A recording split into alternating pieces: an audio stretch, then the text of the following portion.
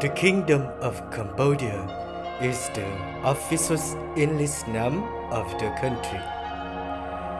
The English Cambodia is an anglicization of the French Cambodge, which in turn is the French transliteration of the Khmer Cambodia.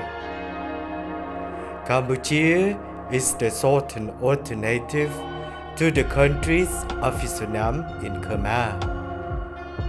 The Khmer antonym Cambodia derives from the Sanskrit name Cambodia Desa, composed of Desa, land of or country of, and Cambodia, which alludes to the foundation myth of the first ancient Khmer kingdom.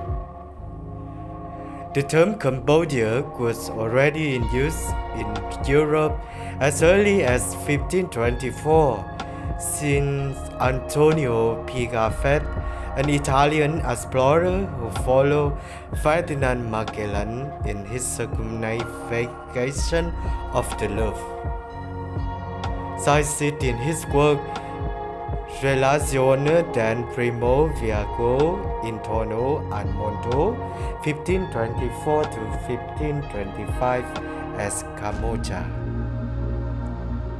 Colloquially, Cambodians refer to that country as either Srok Khmer, Srok means land of the Khmers, or the slightly more formal Prate Cambodia, pronounced Prate Cambodia, literally country of Cambodia. The name Cambodia is used most often in the Western world, while Cambodia is more widely used in the East.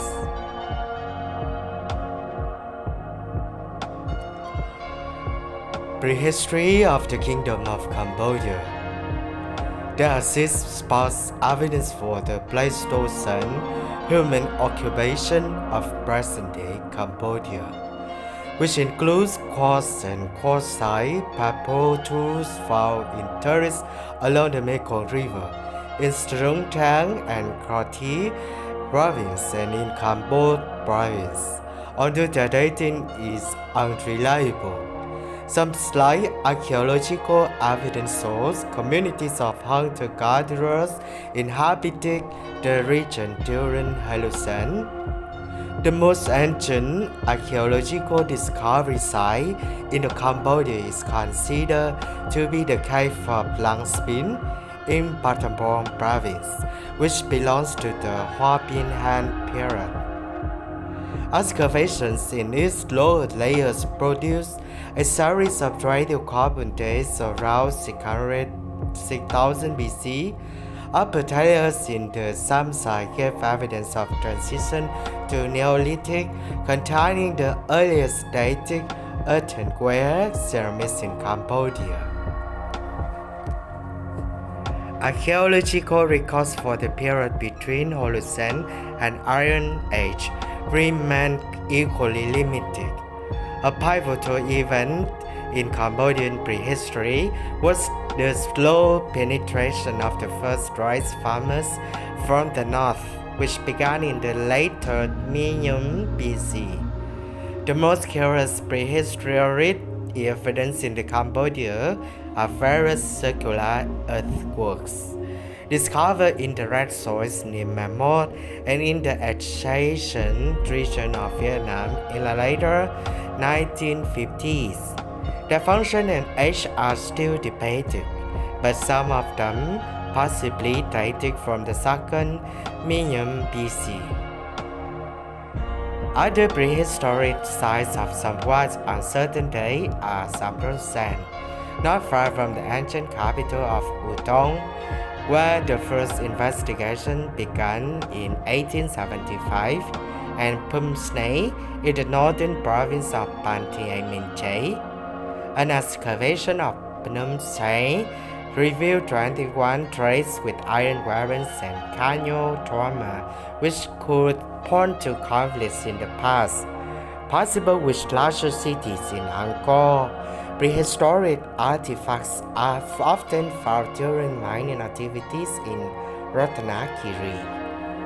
Iron was worked by about 500 BC, with supporting evidence coming from the Korat Plateau in modern-day Thailand. In Cambodia, some Iron Age settlements were found beneath Paksik Jamkrong and other Angkorian temples, while circular earthworks were found beneath Lovi, a few kilometers northwest of Angkor. Bedrocks much richer than other types of finds testify to improvement of food availability and trade, even on long distance.